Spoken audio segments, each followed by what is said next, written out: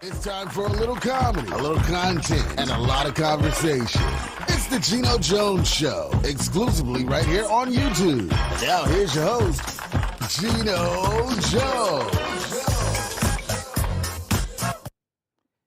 Hey, what's happening, everybody? It is showtime, Geno Jones showtime. Let me just do something here at the beginning of the show. You all give me 10 seconds. Okay, we're good.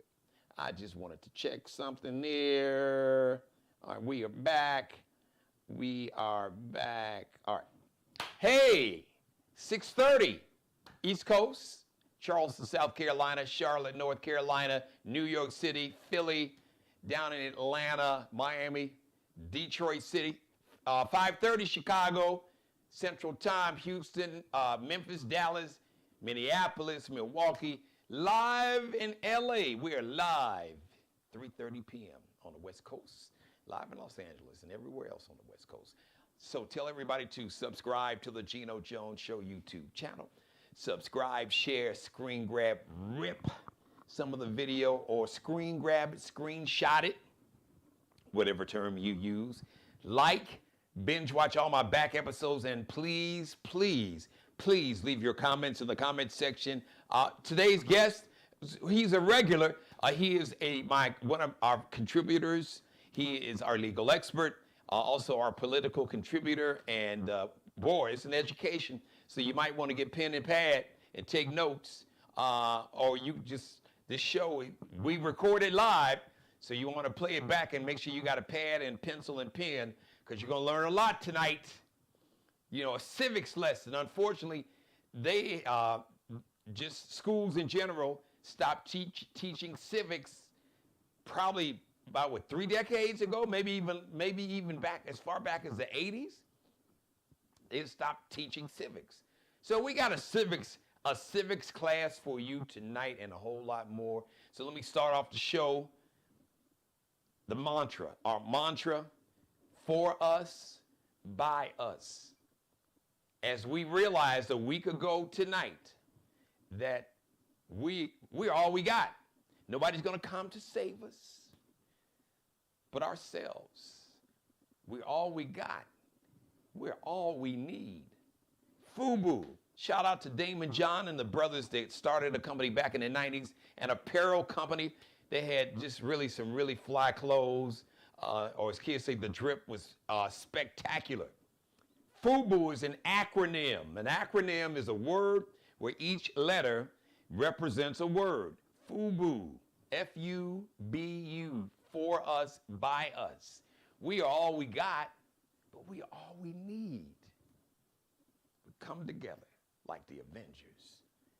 And as always, message to the black women of America, from black men, from the real black men. We got you. We got your back, and we love you.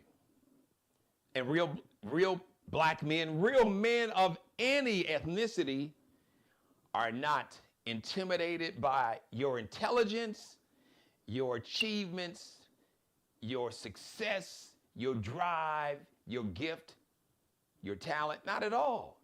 And your genius, your excellence, your intelligence, your success doesn't affect my success or my intelligence or my achievements at all. It doesn't dim my light. Your light should shine as bright as you can make it shine. And your light shining as bright as these lights in my studio does not dim my light at all. It just lights up the room more and lights up the world. And real men understand that. So I wanted to share that with you today. So I got some good news before I bring on my guest, my contributor. I love having Shawn Mitchell on the show. So Denzel fans, hey, both hands. He's gonna have a role. Oh, get ready for this. Denzel Washington is gonna have a role in Black Panther 3. So Ryan Coogler, who wrote the original Black Panther, is already working on a script for Black Panther 3. Denzel is going to be in it. We don't know exactly what his character is going to be, but the late Chadwick Boseman, who played the original Black Panther, who was actually from Anderson, South Carolina, which is maybe a couple hours north of where I am now, said that there's no Black Panther without Denzel Washington.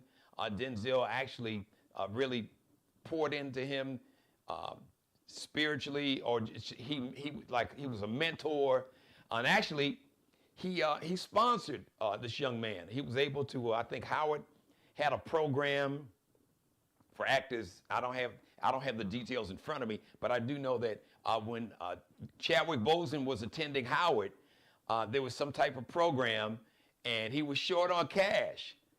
And without him even asking Denzel, somebody knew about Chadwick and told Denzel about it, and basically Denzel picked up the tab and footed the bill for Chadwick to be in this program. I believe it was a program for aspiring actors, and now the rest is history.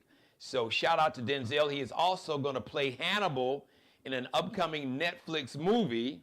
So congratulations there. Congratulations to Team USA gymnast Jordan Childs and Suni Lee, along with gold medal sprinter Gabby Thomas. They're going to be in the 2025 Sports Illustrated swimsuit magazine. All right, so fellas, I'm sure that you'll get a couple copies and take the spread and tape them up on your wall or something. So congratulations to those sisters doing their thing. So my guests, once again, because we're going to have a conversation. Like I said, we all we got, we're all we need. So now we have to come together, support, create Black-owned banks. We have some Black-owned banks, so we have to support them. And no shade to Bank of America, Wells Fargo, or Chase, but a lot of us, we in America, Black Americans, control $3 trillion with a T, trillion dollars in spending power. But we need to build Black wealth here in America. Black-owned banks, putting our money in Black-owned banks. And you don't have to just put it in one. But banks that are not Black-owned, you have accounts in different banks, so we need to bring some of that money back to the community. Support Black farmers, buy land, grow our own crops, open grocery stores, Black transportation companies and manufacturers, transportation companies, trucking companies like CM Transportation that can transport your goods from one place, from one business to another, from a wholesaler to a retailer, or support the farmers to help get their food to market. Black hospitals, health clinics, encourage our sons and daughters and grandchildren and nieces and nephews to go to medical school, to go to law school. Black-owned investment companies, Black-owned media companies like this very media company right now that is bringing you this show, Black-owned real estate companies, Black-owned mortgage companies, and finance companies to finance homes purchased by African Americans. We have to support, start, invest into each other as a community and as a culture. Once again, Black America, we as Black Americans have $3.1 trillion in spending power. But it's one thing to spend the money, but are we building wealth? I'm going to bring a financial expert on the show. We're going to talk about that. But I promise that we're going to have a civics class. So get ready. Class is now in session. Your professor is actually not just an attorney, but he is actually a professor also in real life. He teaches at Chicago State University, and he teaches basically media and more. Ladies and gentlemen, he is dressed for battle, but it's about to be an education, repping the Chi, South Side, West Side. You know, when you get to South Side and West Side, can you imagine if we could have got past all the tribalism that we have been brainwashed with, Shawn, and if the brothers on the South Side and West Side, if they really, I mean, even like the street groups back in the day, the gang, if they would have came together, it would have been dangerous, and people in power knew that too. That would be a show about Chicago politics and issues for a long time. Let me say this though, contrary to a lot of belief, from the crack era through the mid '80s to late '90s, there was no beef between West Side of Chicago That's and true. the South Side You're of right. Chicago. Most of us have family that the West Side moved to the South Side. Speaking for myself, because I won't incriminate myself, when I was growing up and attending Proviso East High School, I was in the deep house music, so I used to exclusively date the sisters on the South Side. I'm just saying. Yeah. There's nothing against the West Side sisters, but it was a chance that a West Side sister could be related to me. So it was much better to go out south Right. and Right. hang Hey, out. listen. And so it's Now I was gonna say, listen, uh, a we all have cousins. I say everybody on the south side's got cousins on the west side. I still have some cousins living on the west side. Folks on the west side, like you said, usually have some cousins that lived on the south side. I mhm. dated some sisters on the west side. I saw some fine sisters on the west side. Now I ain't gonna name any names because I don't want to incriminate myself and nobody else. But Yeah, I'm gonna say this: there's certain street diplomacy that's very different from the West Side of Chicago or out west to the South Side and the Wild Hundreds. For instance, when I was growing up, brothers on the West Side that would see you show up with your hat broke to the wrong side would give you an opportunity to correct yourself. They might approach you and say, "Yo," they say, "Yo, Charlie, Joe, think you might want to fix your hat." Whereas on the South Side, cats is just ruthless. well, Even now if your hat is well, a little out of place, let me say this. Let me say this, they Shawn. go right in. In all fairness, let me just say this.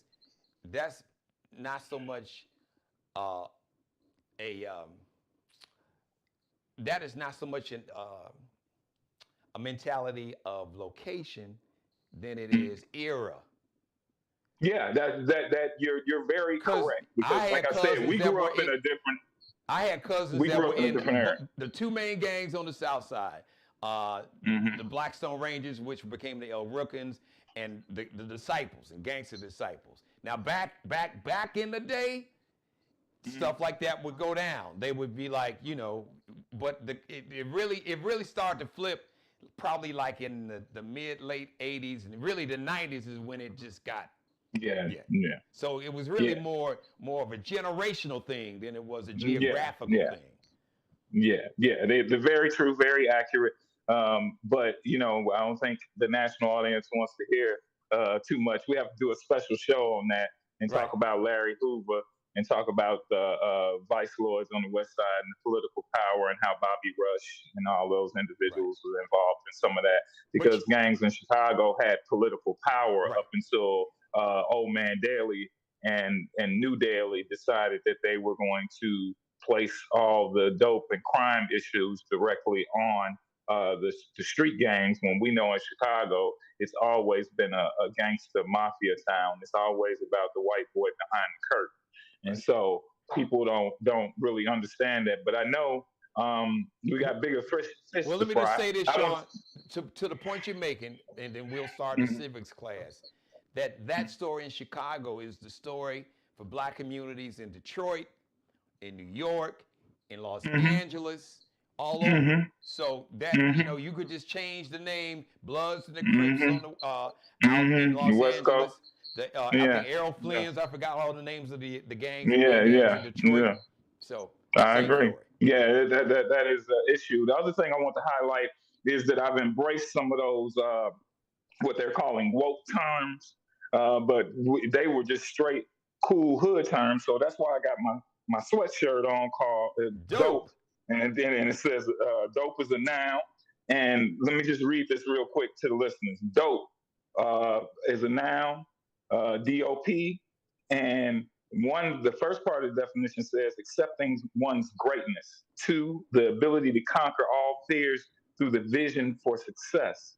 Three, the power to manifest destiny through the responsibility of thyself.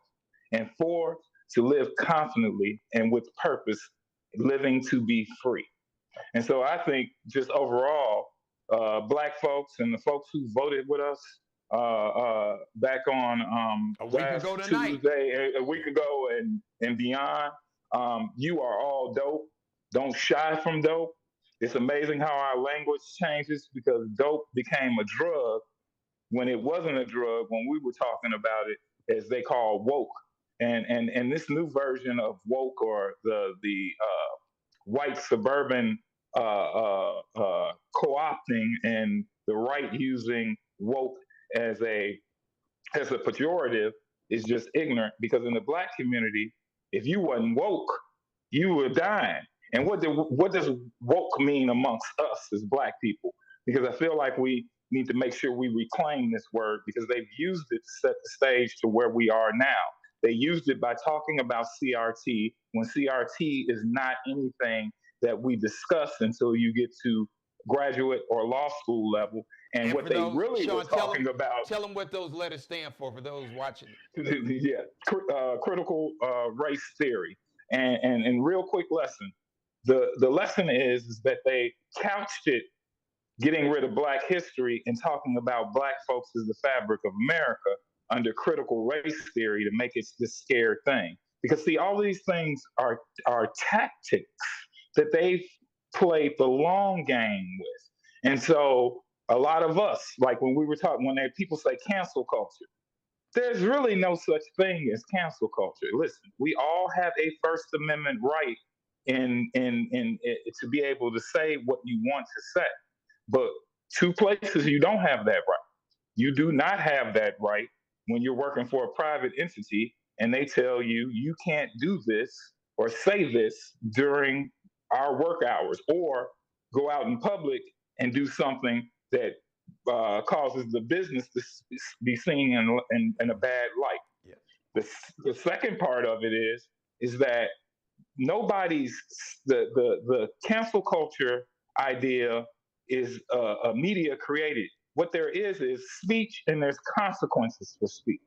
Right? So if Say that. I go out here, there's speech, because you can say whatever you want to say, but there is consequences And to your accountability. speech, That's another word we need and to throw in. accountability. And at the same time, when people make mistakes, there is what we call an opportunity to redeem yourself. But that doesn't mean who you offended have to quickly redeem you. That's right. And so I There's know grace. we were talking about, Let me say, we're good about that, Shawn. We extend yeah, sometimes too much grace. the safest people in the black community are white people. They are the safest Yes, people in our that community. is true. Yes, from two black men, we're telling you, yes, the you, safest you person could come. in the hood. You can drop them off in the hood. The safest person walking around any black neighborhood is a white person. Right, because most black people don't want the police coming into the neighborhood, and Mama Ellison sitting on her front porch to say, "Get away from here and leave that white boy alone." You know what I'm saying? Because they don't want that heat. Because it's gonna be heat when you do something to white folks in the black community. But let me say this: the reason why I started with the dope and talking about critical race theory and talking about how they're trying to erase us from history is because we're now reliving, and take your time, you can look this up and talk about it another time. We're reliving post Reconstruction America. It is here. 1877. Yes, this happened, the same type of politics. And what am I talking about? Same kind of politics? White folks voting against their own interests because a white man has told them that these skilled freed slaves are out to get your job. Now we live in a current era where it's been shifted from these freed skilled slaves to migrants are out to take your job. Yes. I'm going to ask and survey, how many of y'all want to work in a chicken processing plant making 7.25 an hour? Because that's what a lot of illegal migrants do. So get ready for chicken that is already high to be even higher, because there will be no one to process the chicken. I'm not going to stop being a lawyer to go process some chicken. I don't know. You work at the plant. You work out there at Ford plant. You work at Boeing down there in Charleston. You're a longshoreman. Are you going to quit longshoring to go get a $7.25 a job? This is And the same strategy. let's talk about the agricultural jobs. Strawberries going to go up. Crops, all of those, they're like collard Avocados, all greens. kind of fruits and They vegetables. 69 cents. a pound. No more of that. That's going to go away.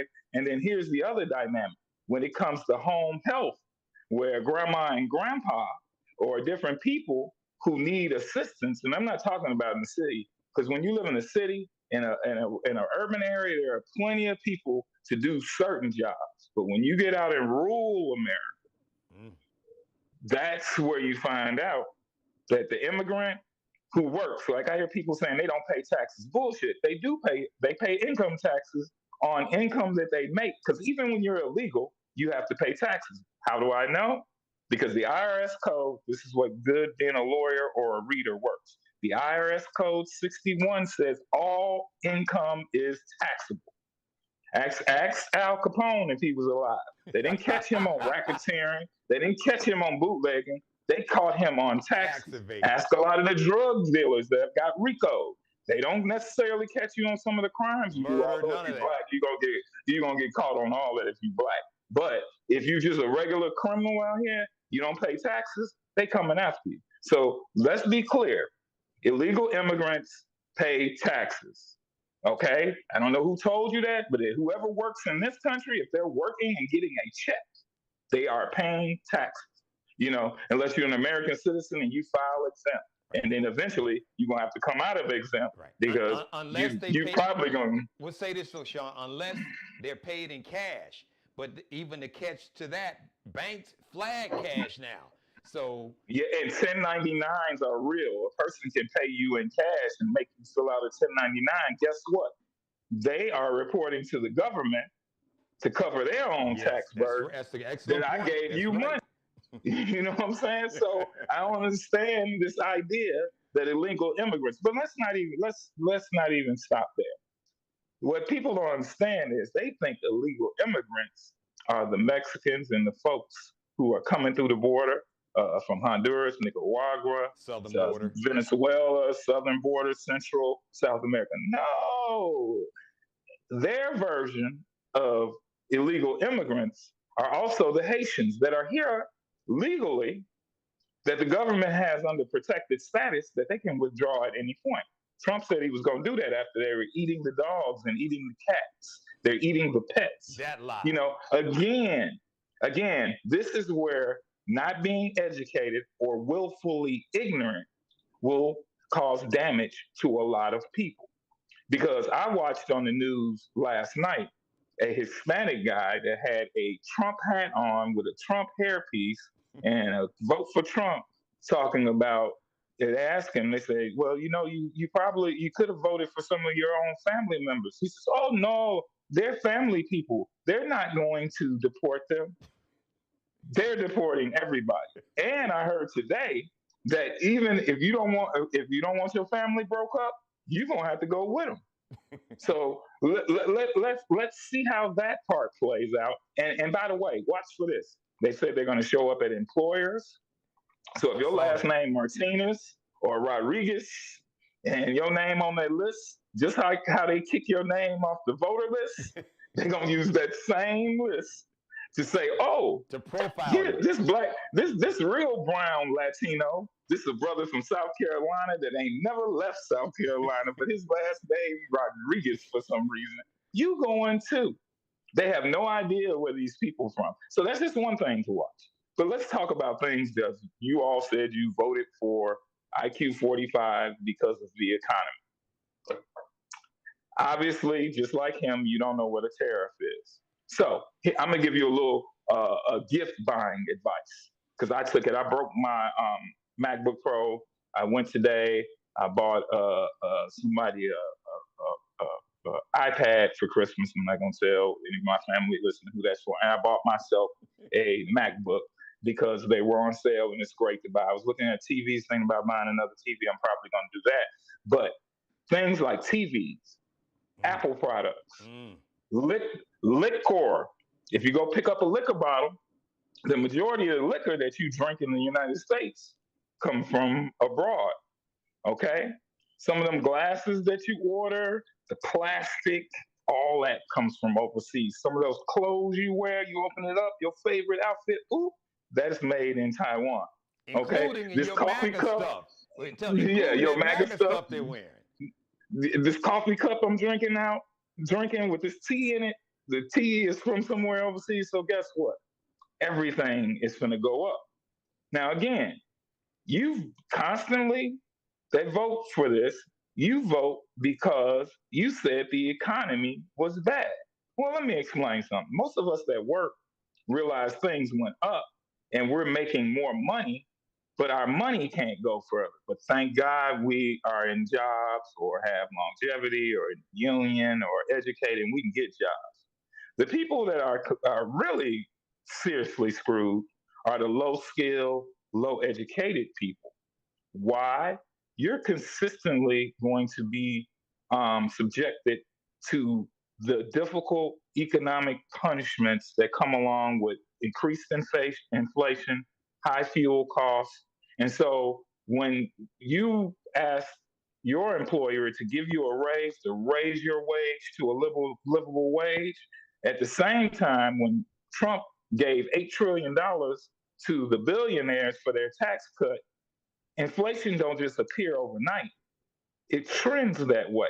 And then you had a pandemic that he totally botched, even after the former black president, Barack Obama, left him a detailed plan on how to deal with it.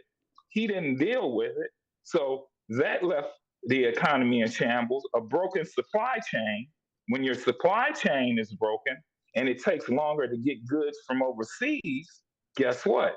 You're not only going to pay inflation, you're going to pay cost and demand prices. In other words, if I have to ship it from overseas, it costs more to get it from overseas because there's different entanglements overseas. And he's bickering with the Chinese. The Chinese are kind of in a situation where their economy is teetering. Once again, we have the greatest economy on earth. I realize that if you have just lost your job or if you're in a low wage job, hey, I'm praying for you.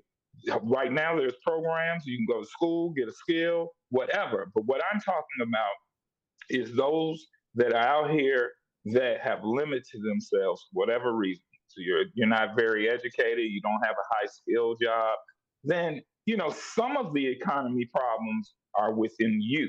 That means you have not done anything to improve your position when you had a chance. I'm not judging, I'm not pointing out the blame because I know everybody's situation is different, but we can all look at ourselves from when. I can remind Geno of a conversation I was having with him back in the radio station about 14, 15 years Yep. ago. And I was saying that, yeah, I'm making money driving a truck, but I'm tired of getting my body beat up. And he was like, oh, brother, well, you educated. No, I hadn't completed my college obligations because I had children. I started raising children and a mom that passed away and I had to take over her business and all those things.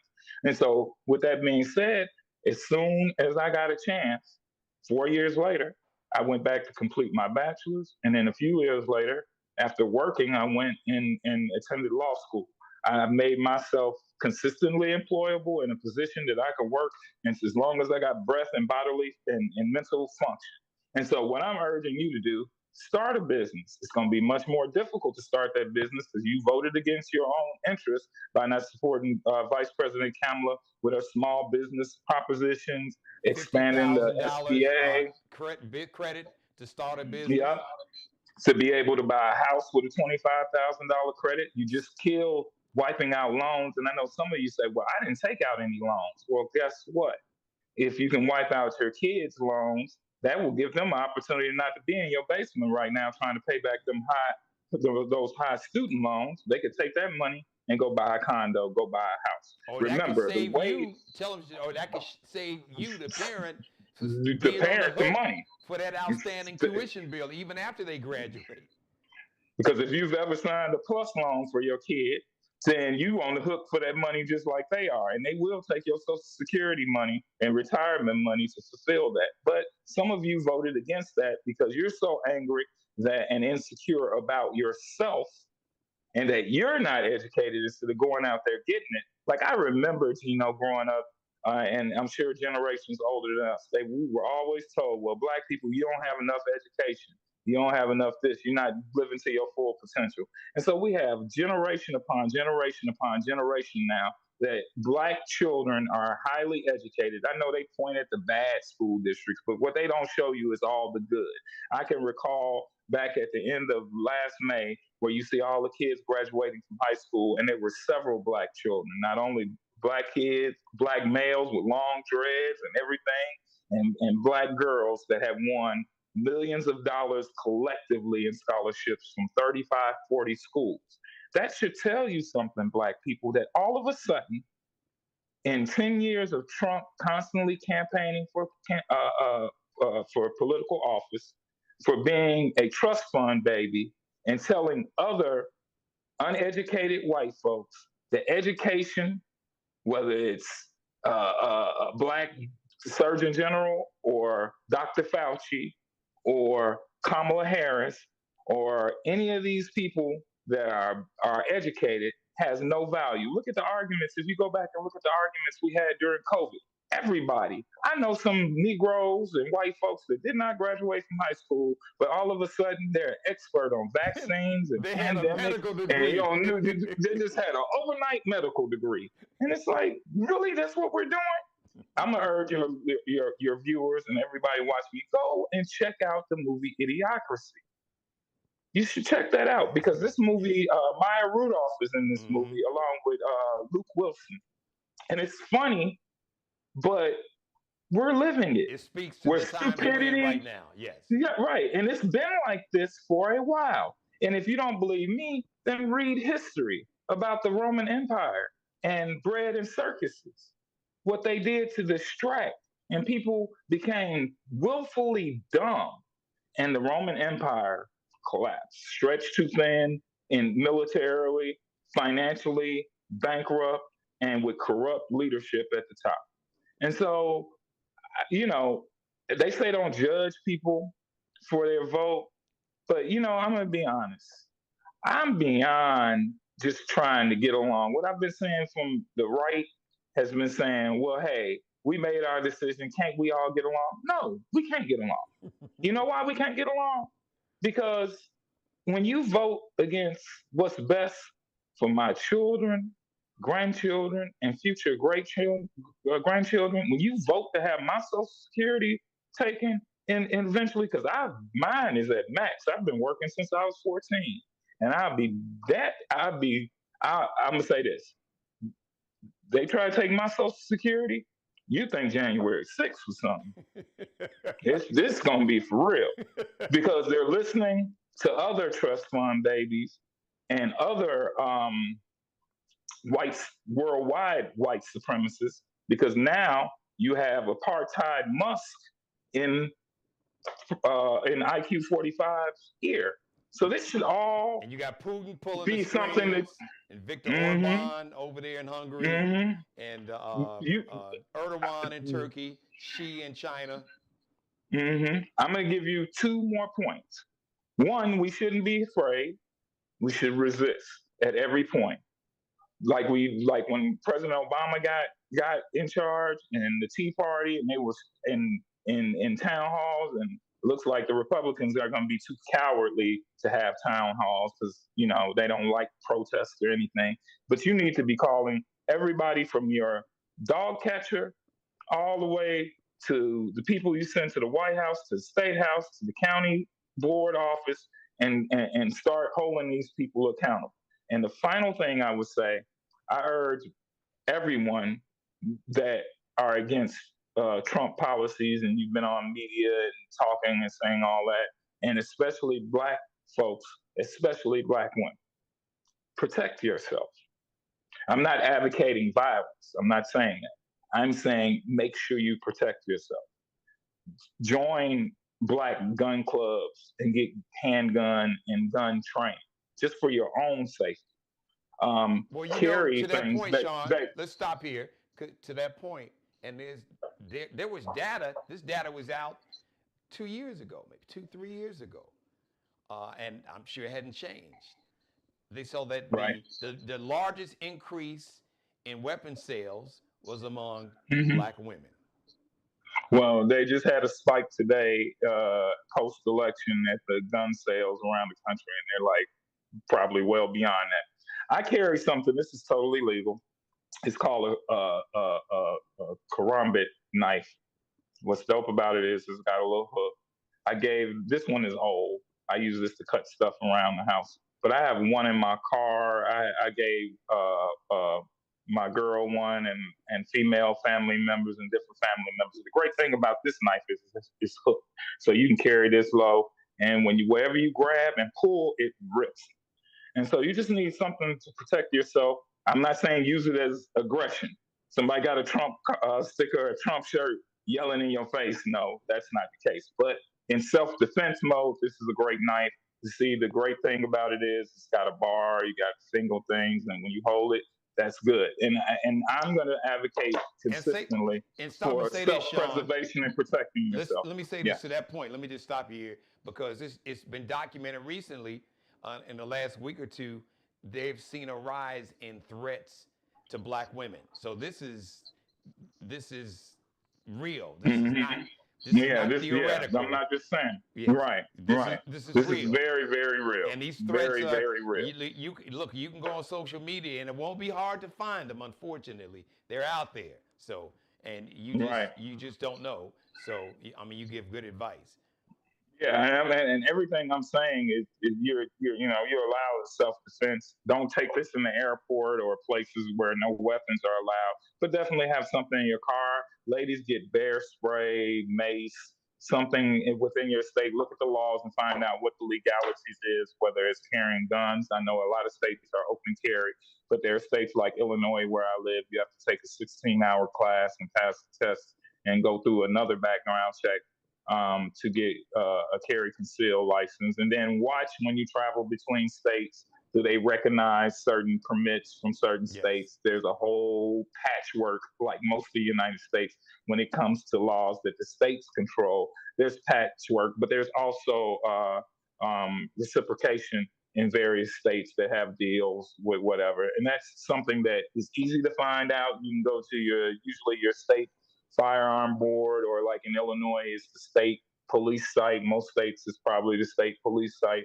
and they'll give you the breakdown of the gun laws. There's other organizations, some of them are right wing, but I'm one that believes that valuable information can be sourced from anywhere. And when you start getting into the Second Amendment, don't be shocked when you see a lot of right wing things. Just kind of put your politics to the side, keep quiet, and gather all the information you can. And just be able to protect yourself and your family in your home. Just a little personal advice. Things like a shotgun that's put up safe is a good home protection weapon, especially when you're not a handgun. Like me and my girl goes to the gun range often, and so you have to go and practice.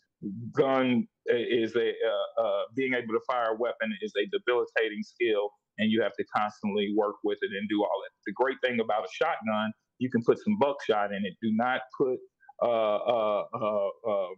deer shot in it. You will go to jail in most states for shooting someone with that. But with buckshot, and again, check your laws in individual states. I'm only speaking from places I've lived. So the good thing about it is that it's good for home protection, because once someone breaks into your home, then in majority of states, the castle doctrine says you can respond with deadly force.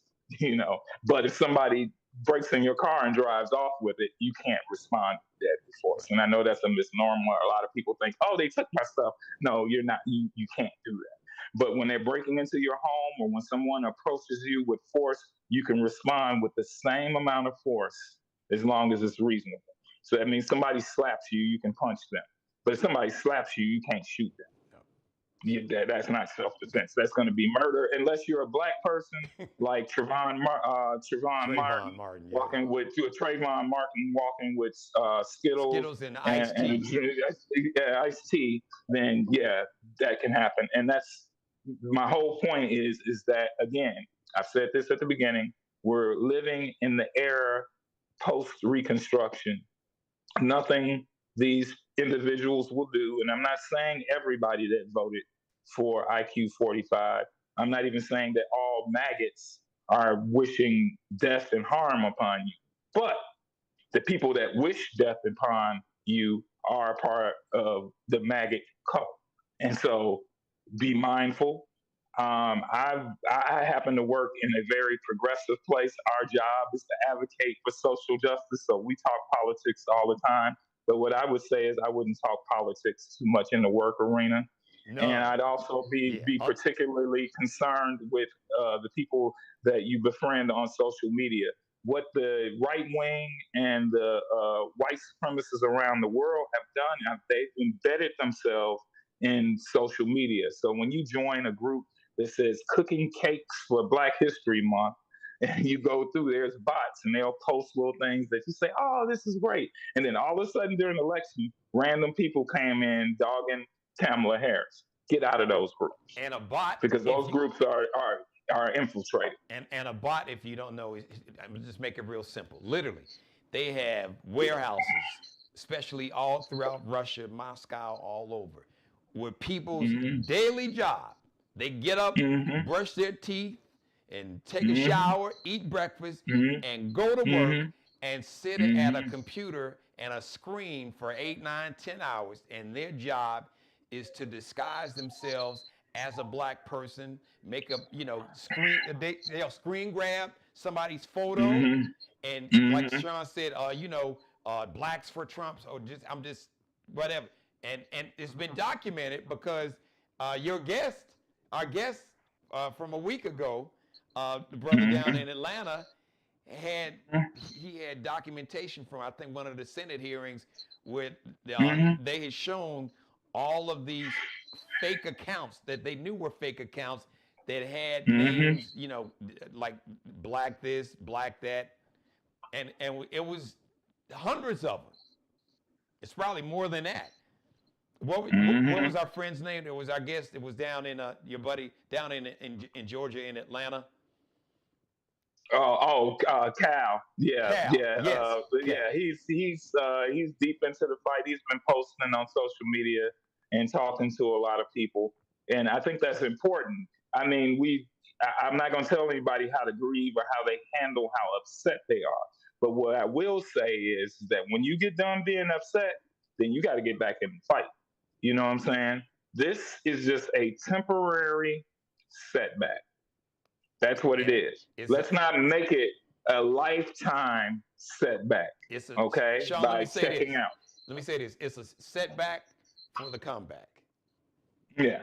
And the comeback will be awesome, but we have to remain instilled. And what I would say is that we're starting to see already, because the sometimes the early vote thing can be bad if you don't vote for a credible candidate. Like, I could have voted back in July when she announced Kamala Harris. But I understand if you wanted to wait around. But there were people who saw her get nominated and they were like, oh, Joe Biden isn't running, or I don't know nothing about her. And as soon as early voting started, they went and voted for him.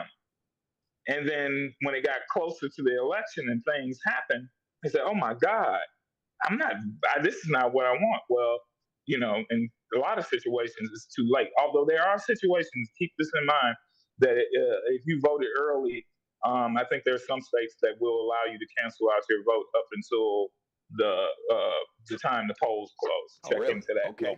All right. Yeah. Now so listen, because go ahead, people finish make your mistakes thought, and I got something else I want you to cover. So finish that thought. No, that's my thought. So listen, before you run, let's close on this. You were talking about states, and you and I had conversations off camera, and I just want to get your take. Right there in Illinois, Governor J.B. Pritzker, who is a relatively mellow, reserved, kind of calm dude. As when I think of him, and I think of Gavin Newsom. Now, Gavin Newsom is high octane, high energy.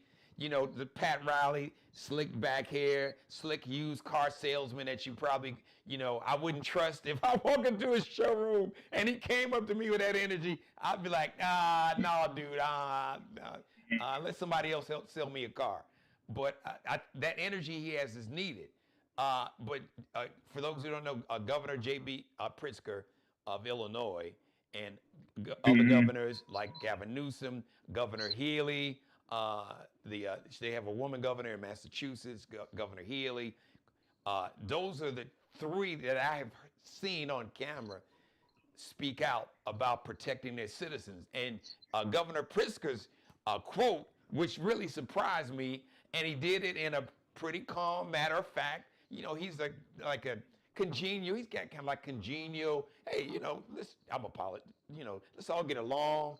But he was, you saw it, Shawn. He was real calm. He said, but for Yeah. those who think that they can come to this state and come from my people, he said, if you come Right. from my people, you got to come through me.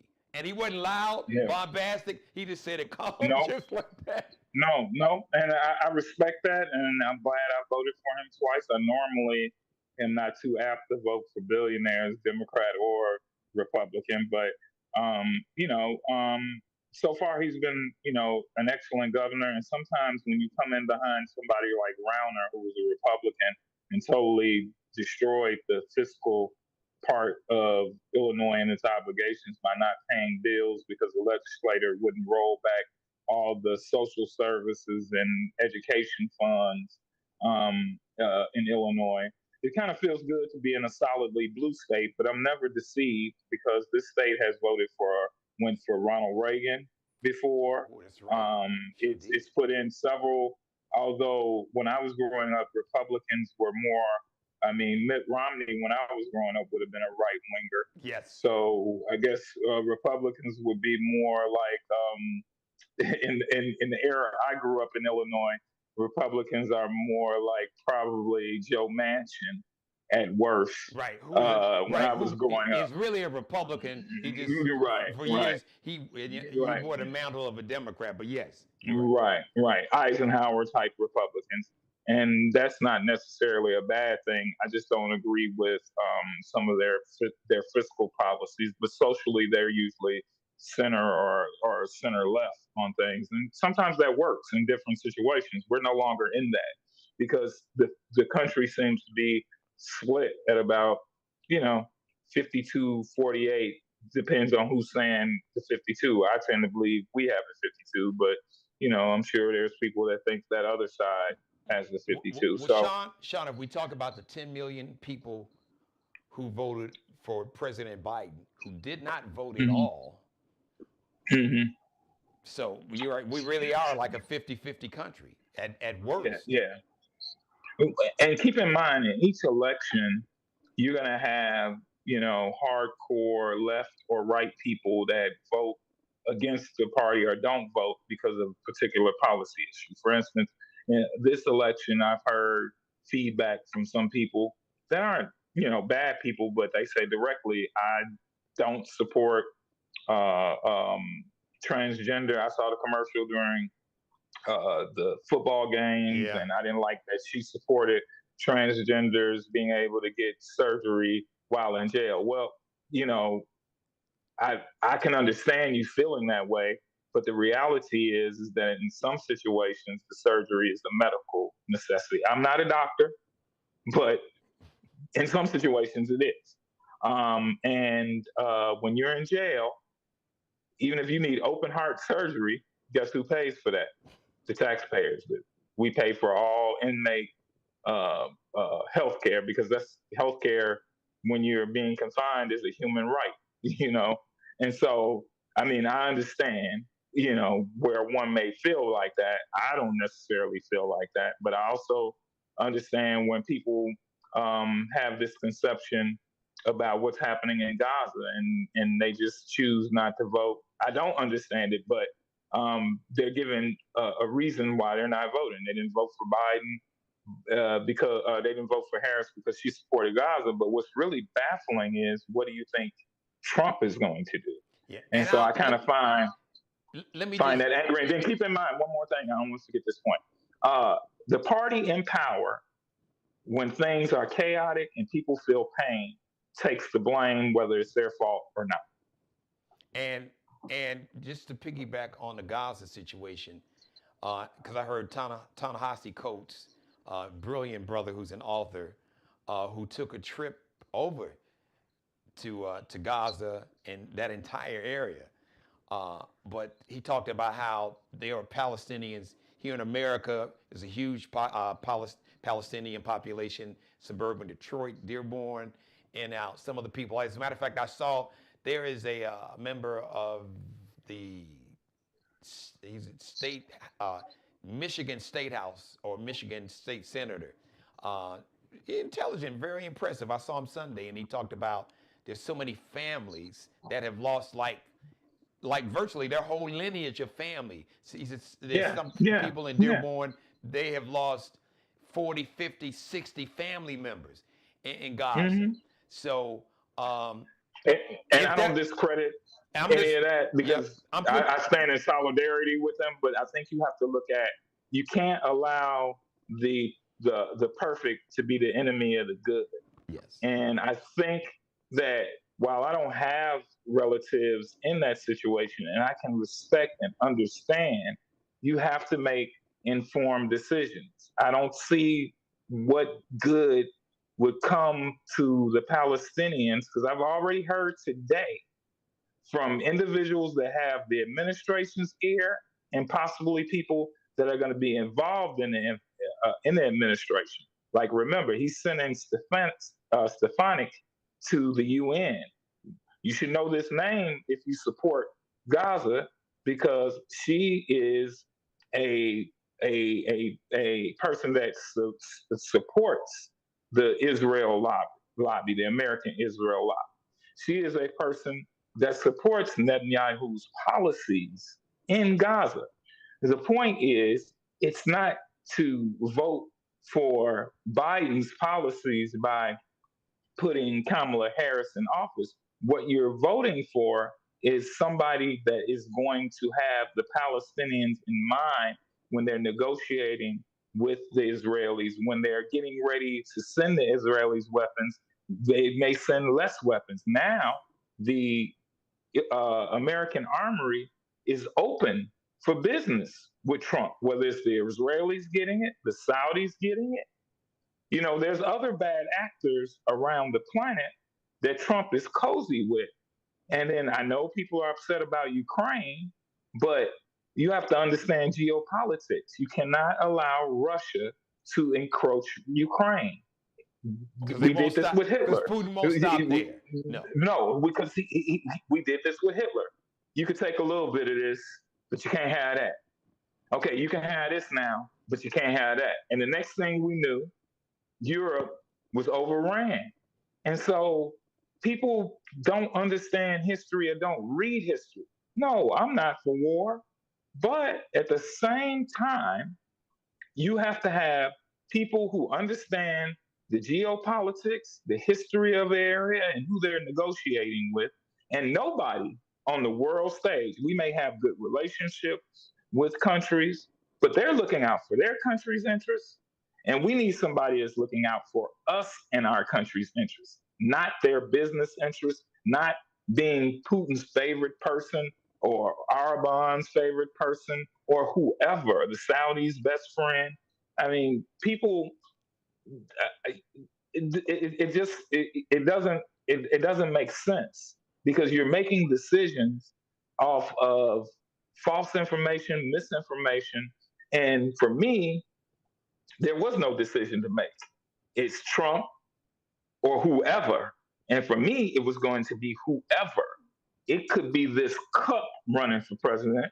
I would vote for this cup before I would vote for IQ 45. You're right. A guy who said he wanted to be a dictator. We got to, we're going to have to do a show about global politics and do it for the barbershops and the hair salons.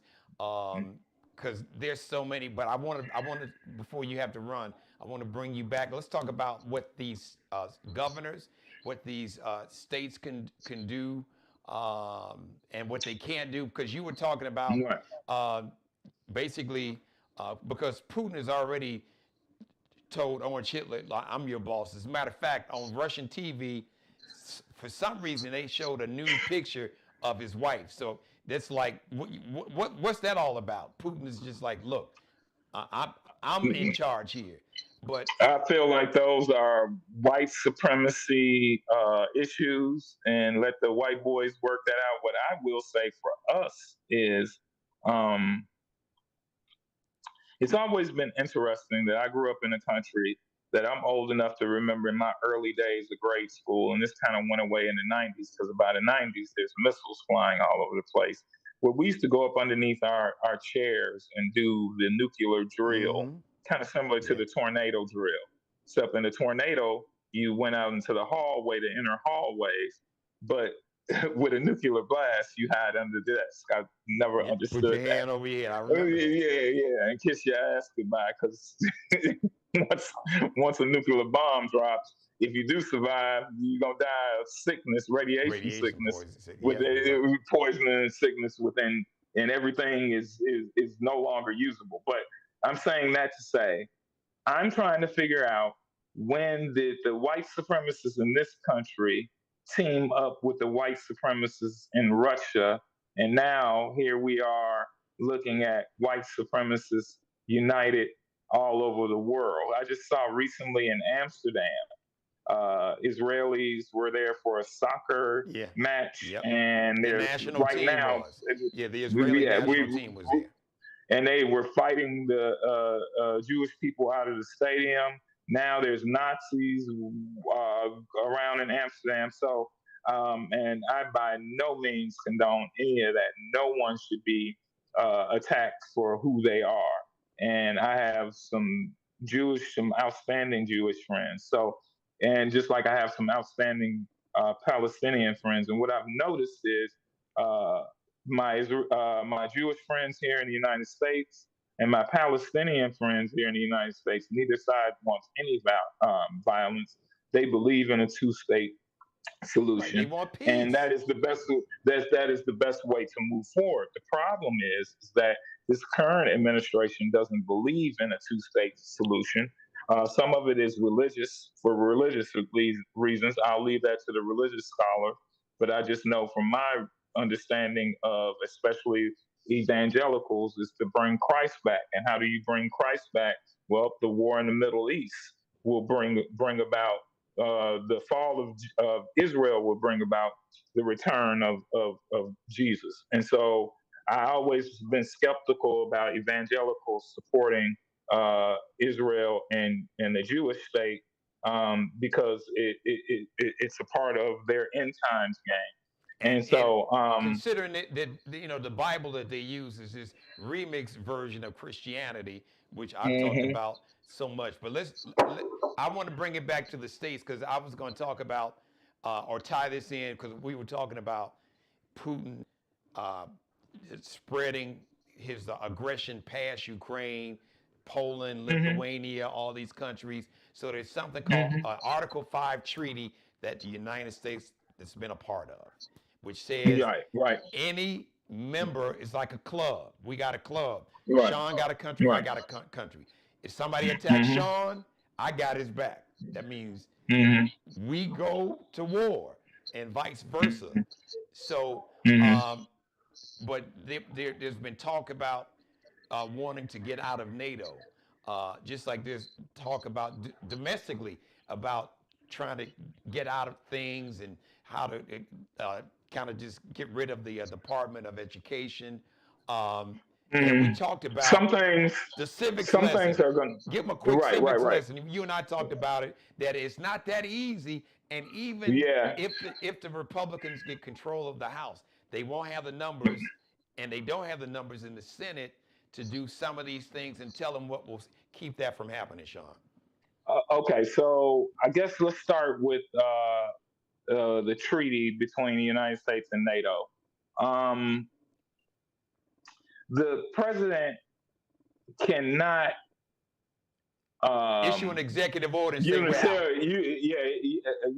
unilaterally uh, do certain things. For instance, he can't he can write an executive order calling for mass deportation, but he can't force federal police powers onto states.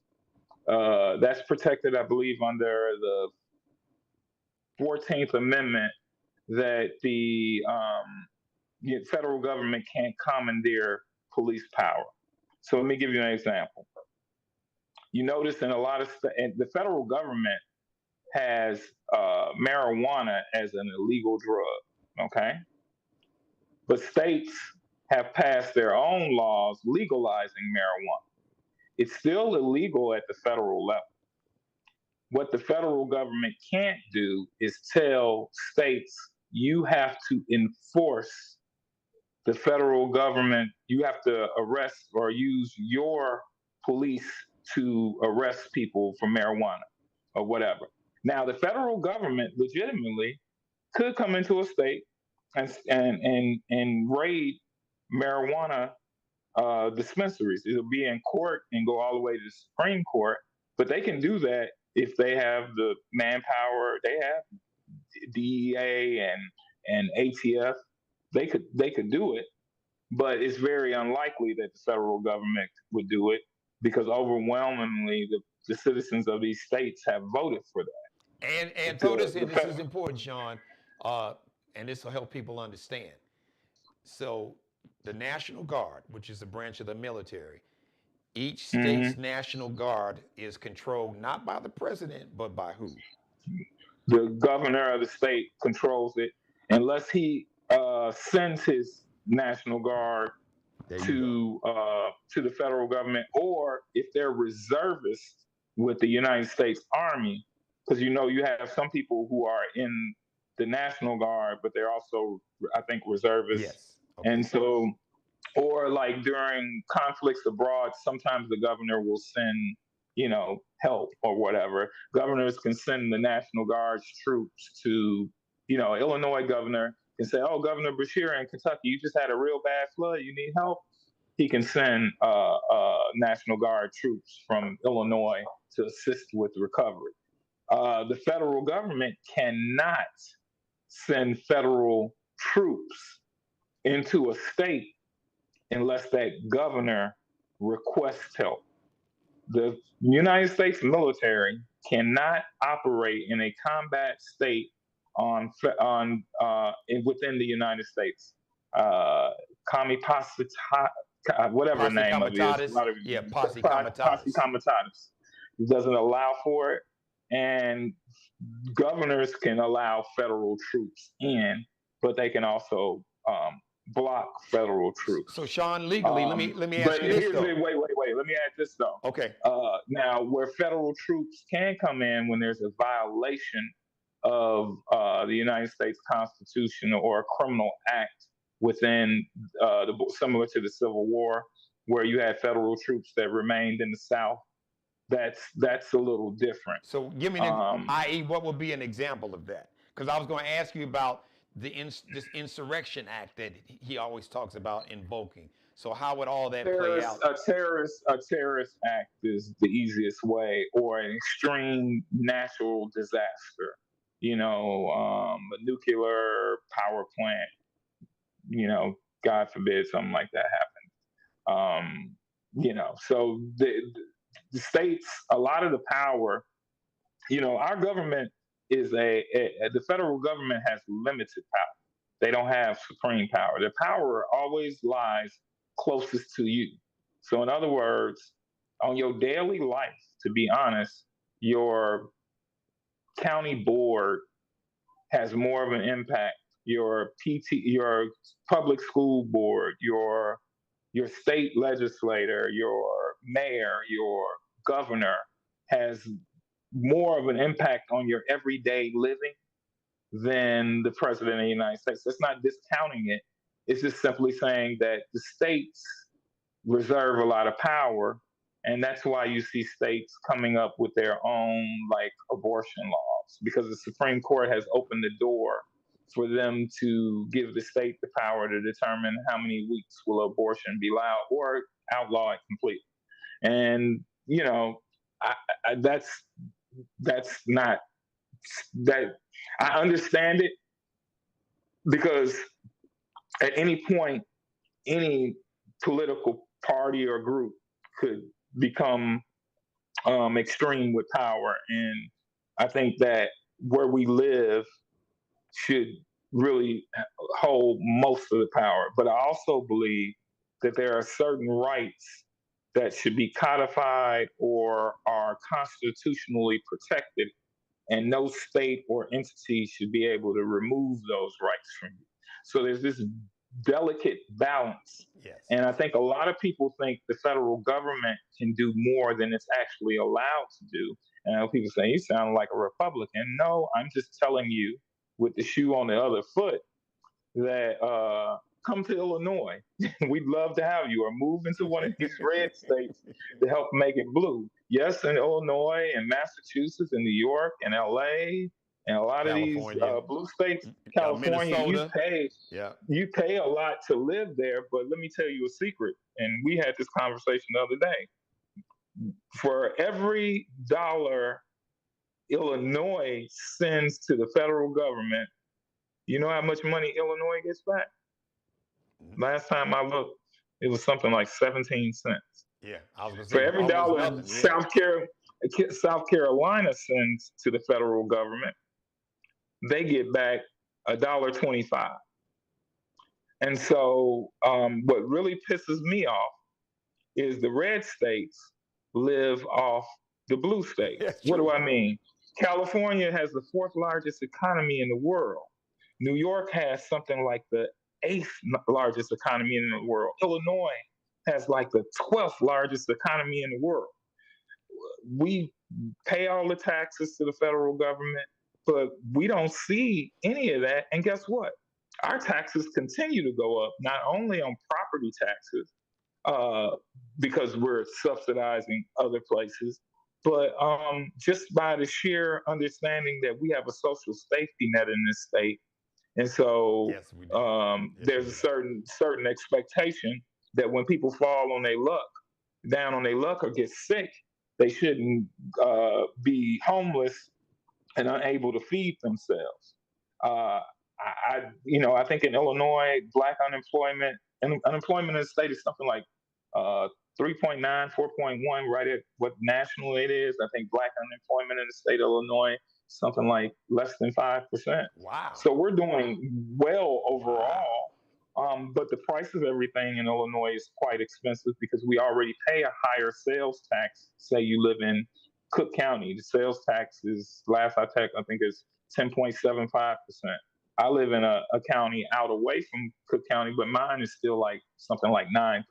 Wow. But you talk to people in the South, they don't pay that much in sales tax compared to us. No. We pay higher in road taxes when our gasoline tax is high. Yes. Why? Because our roads experience all four seasons, sometimes in the same day. Yeah. And so the infrastructure here is more. We have larger public transportation systems that help us all make money and keep and help people get around. That's a lot of money to use to fund those industries. We have the second largest airport in the United States. At O'Hare, it costs a lot of money to run that. We have one of the most beautiful lakefronts along the Illinois side of Lake Michigan in the world. Costs a lot of money to keep that water clean, where we get fresh drinking water, and it's one of the few lakes in the world, in the city, where the water, if you set a match, it ain't gonna go up in flames. I mean, so these things all cost money, and although some of our school systems aren't perfect, Illinois has one of the best university systems in the country. And so that in order to be in those top 10 numbers of all things good and prosperous, you have to, pay for it. Yeah. And I think we complain, but a lot of us are saying now, especially after IQ 45 has been elected, thank God we live in a deeply blue state, which is really Alabama once you leave about 30 minutes south of me. It becomes a bright red state. Wait, and about 45, an hour, not even an hour, like west. Yeah, right. But if you look on the map, you see those population centers say reliably blue. But when you start getting out, Illinois, When you leave Chicago, Illinois becomes Alabama real Yeah. quick. You know, that's what they say You about know what I'm saying? Pennsylvania. You got Pittsburgh on the west, the southwest part where I worked and did radio for 3 years, and you got Philly on the east side. And like the T, they call it like this T, the middle Yep. part. They call it. They said Pennsylvania is Philadelphia, Pittsburgh, and Alabama in the middle. Right, Alabama in the middle. You go to Michigan. Michigan is like being in Tennessee or Kentucky somewhere. Once you leave Detroit, Kalamazoo, Lansing, you start going up towards Ann the Arbor, UP. you're right. West, Up yeah, north, Wisconsin is just like Georgia. You go in Wisconsin once you leave Milwaukee or Madison. Wisconsin becomes very rural, and in Minnesota, it's only the Twin Cities. Everything else is really rural. So there's not the outside of the major cities, and even in California you leave major cities, a lot of the places become yes. red, or at least at the very least purple. Hmm. And purple isn't a bad thing necessarily.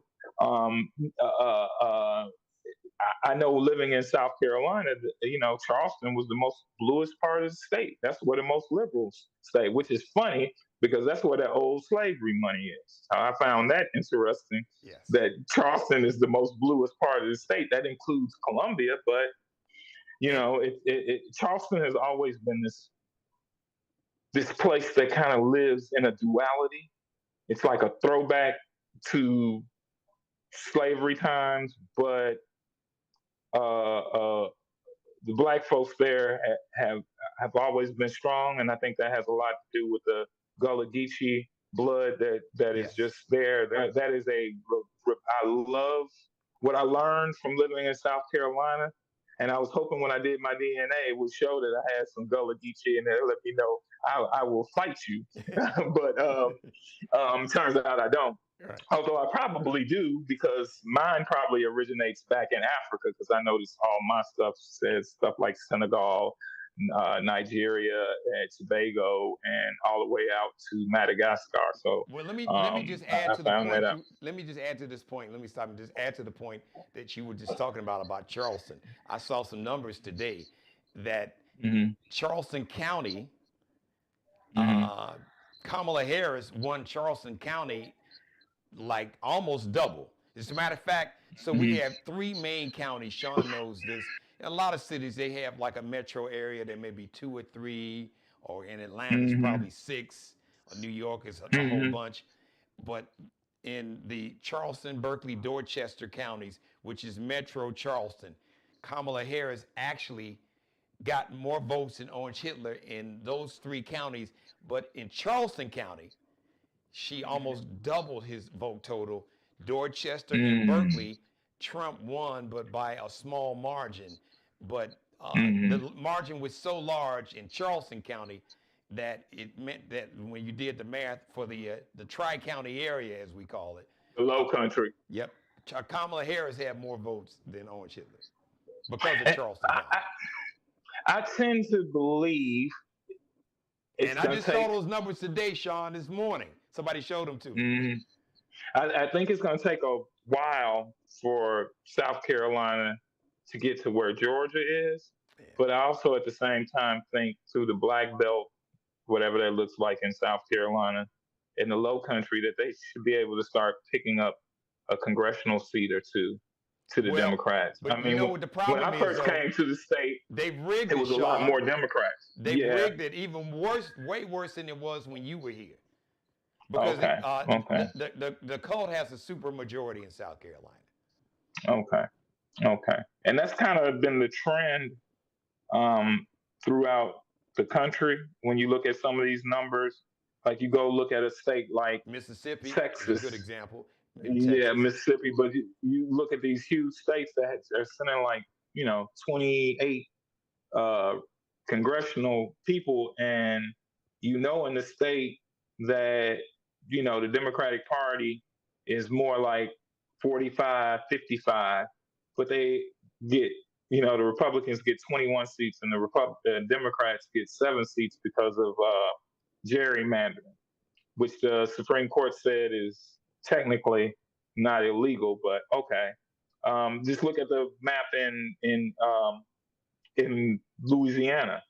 or look at the map in Let's talk about Mississippi, Shawn. Missouri. Let's do this, Yeah, man. Mississippi. Let's talk about Mississippi. So I saw numbers today.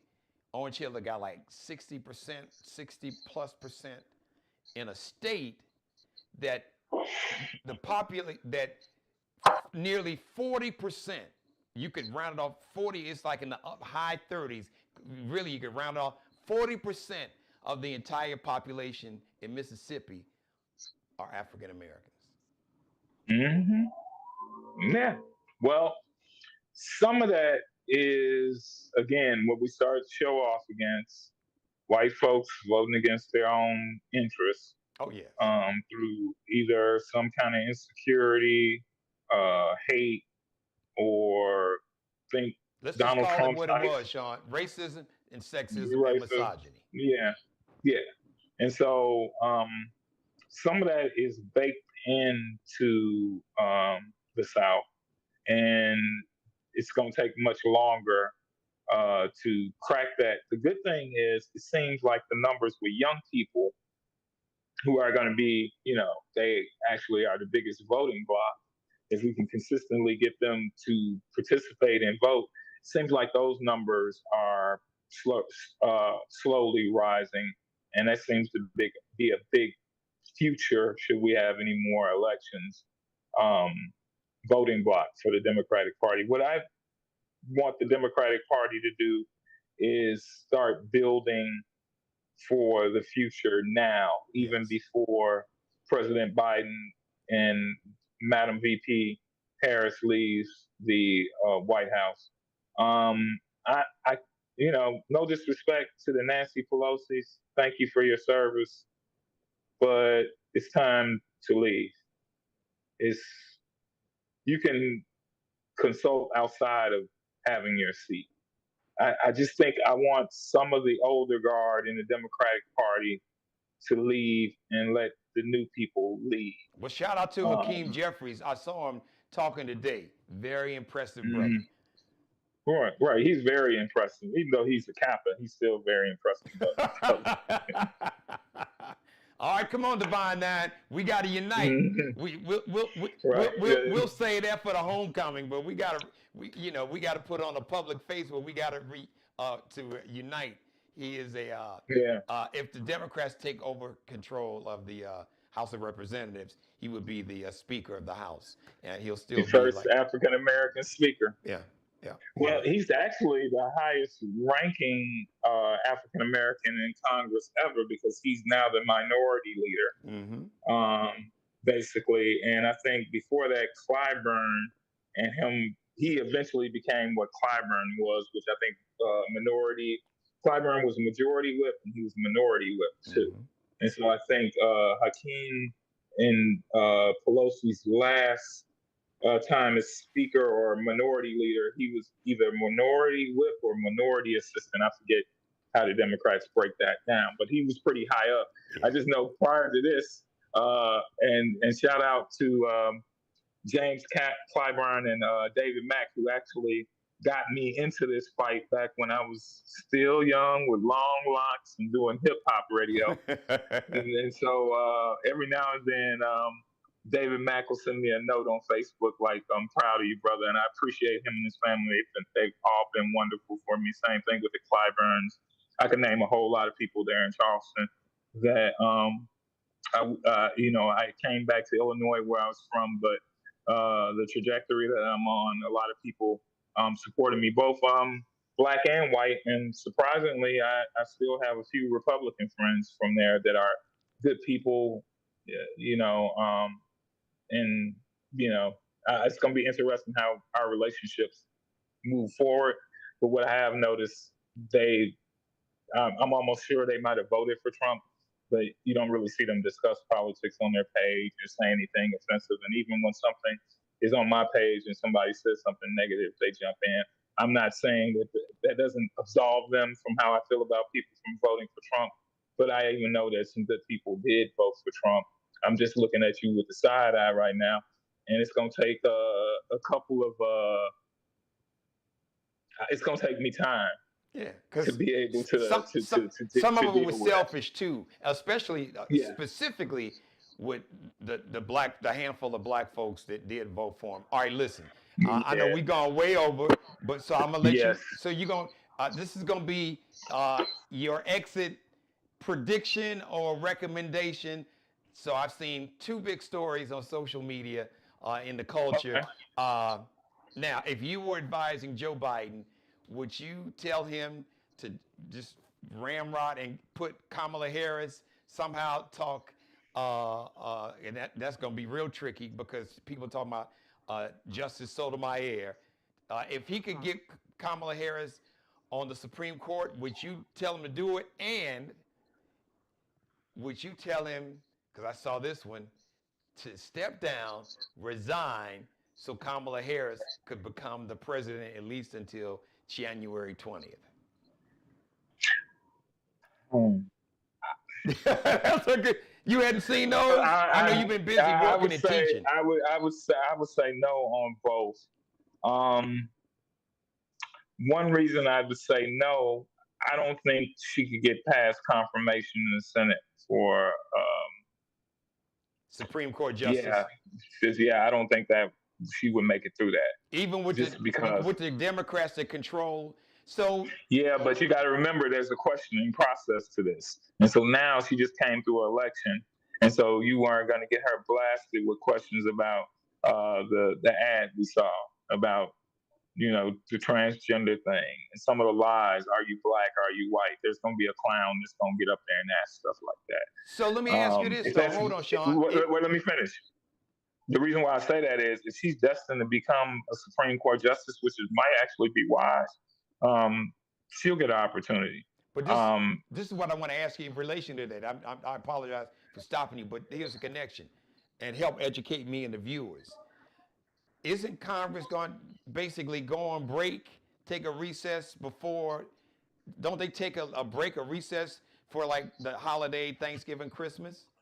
yeah, but you can't appoint anybody to the court through that process. You You can can't do a only recess appointment. not to the court. You can do it a Really? temporary recess appointment to an acting person to Okay. a department, but you can't look. The Supreme Court is a lifetime appointment.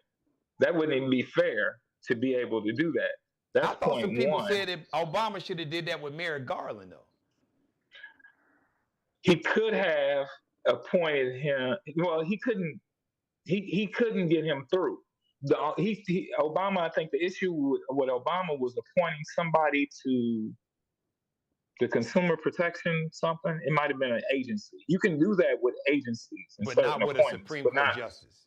no because that requires Senate confirmation. That is there. The president nominates the Supreme Court justice, and the Senate confirms. Well, how did Mitch McConnell get that last Trump MAGA justice?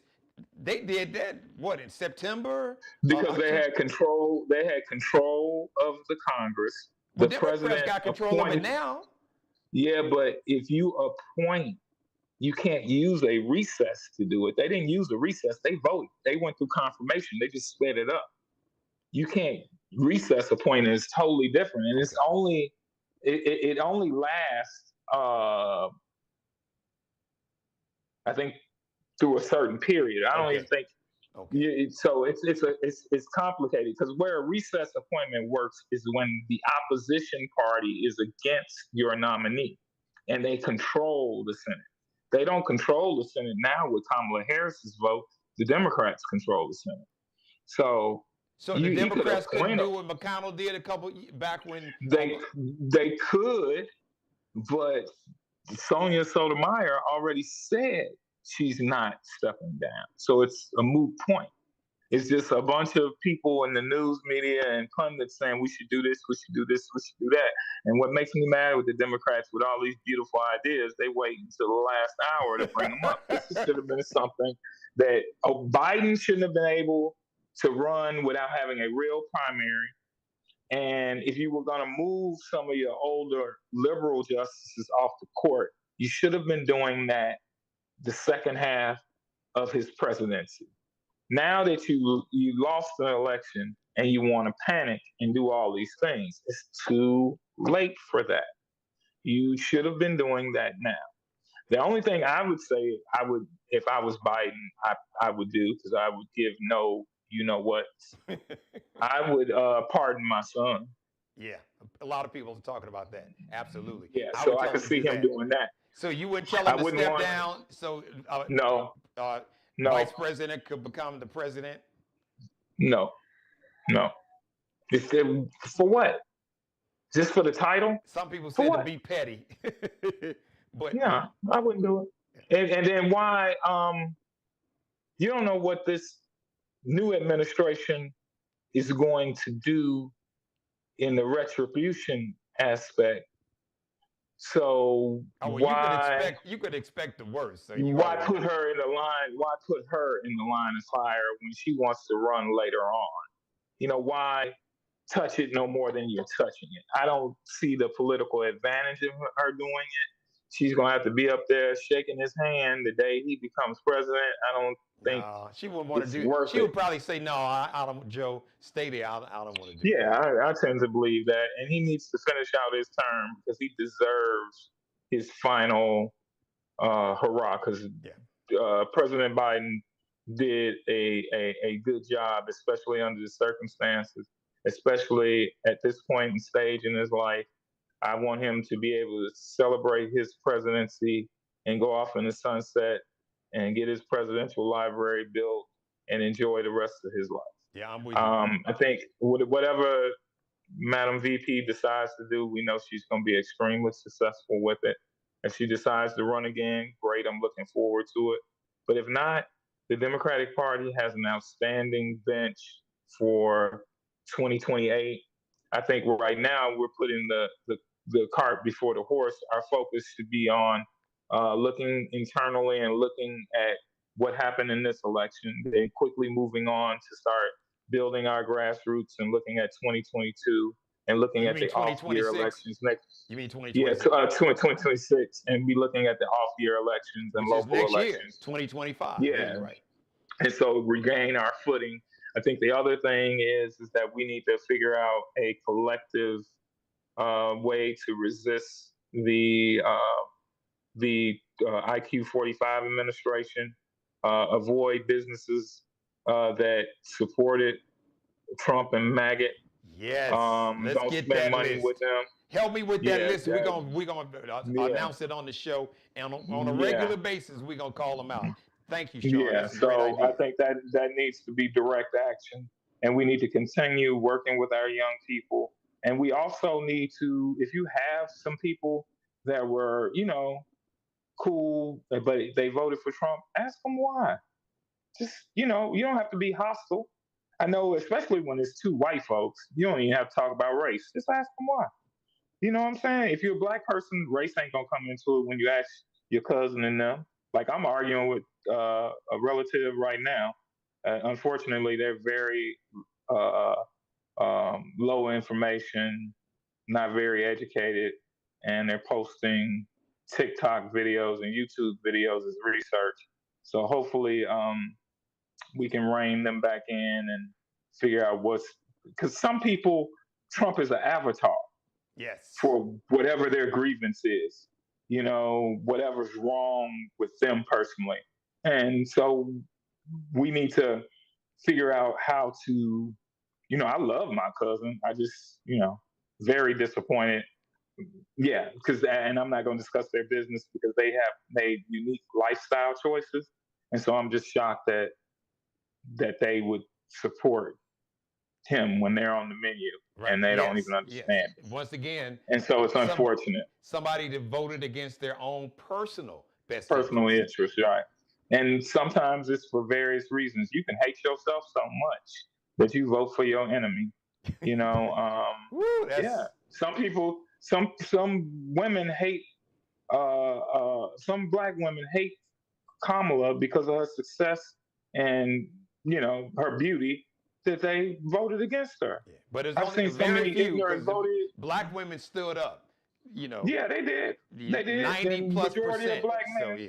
Yeah, black people as a collective voted for her 92% when you merge the genders. Yeah, So it's men, only 8% 80, slip. yeah, I saw numbers saying it was 87% 85 to men. 90%. Yeah, across the board. Yeah. Yeah. So I mean, it's not like that. Some of that group took a few shekels to shuck and jive with massa, Mm-hmm. and some black folks believe the white man's ice is colder. So Yeah. that's what it is. Great man, great show, man. I appreciate it. I know we went into overtime, but when it's your own media company, you can do that. Yes. You all are going to see a lot of this interaction. Shawn is going to be, we're going to be part of this resistance on the regular. I like that list. Hmm. Because I've seen some companies off the tip of just off the dome. I saw Chick-fil-A with big donors. I saw Hmm. Walmart was a big donor. And some Hmm. places got too much of my money since I've been here. So I don't know if I got to see if the owners of Harris Teeter supported because Publix was a big donor. I Hmm. found out. There's Um, an app that you can go to. Let me find it. It's on my page. There's an app that'll tell you how every company supported. Most companies support both, but you can yes. see there's a bunch of companies that gave like Kamala Harris like 75%, Trump like 10%, and Jill Mm-hmm. Stein Yep. 5%, Yep. and they're hedging their bets or whatever. And I get that part, you know. But let me find this real quick before we go, so I can tell your listeners, Right. because it is a website that you can go to that will tell you what companies donated and how much to each candidate. And I don't want to just blurt out a name without having the right name, because I Yeah. just Well, saw I I did. posted. I saw more than I saw several stories, and those names popped up that were like the biggest donors to his Right. campaign. Uh, I believe it's called Good App, okay. that will tell you the companies that supported him. And I'm trying to find it before we go. So Come on, one more I trip saw through. Chick-fil-A, Walmart, Kroger. Obviously, we know Tesla with. Here it is. It's called Goods. That's Goods. Unite Us. UNITEUS.com. That's GoodsUniteUs.com. You can put in not only companies and corporations, you can put in products, and it will tell you, some of the small companies, they just produce a product or two. It'll tell you who they contributed campaign donations to. And like I said, you'll see some companies, major corporations, kind of do the both. But what I watch is how much more did they give to Harris, and that will help you decide where to spend your money. Again, it is Goods Unite Us. GOODSUNITEUS.com. So that's where that's one site that I know is pretty accurate and works real well. And you can carry it around in your pockets. You can add the app to your phone, and you can look up products and companies and all types of things and share it with your friends and family, everybody you can. Because another way to let white supremacy know you ain't playing is hit them in their bank accounts. So I said we got to be strategic with our money. $3 trillion of spending power, but we need to build wealth, and we need to like micro target these dollars and pour them into all of our own businesses that I mentioned in the beginning of the show, from banks, Mm-hmm. supporting black farmers, buying land, opening grocery Mm-hmm. stores, transportation companies, Mm-hmm. manufacturing companies, investment companies, Mm-hmm. not just real estate, but the companies that finance like mortgage companies and the people that finance the loans, home loans, and of course black-owned media.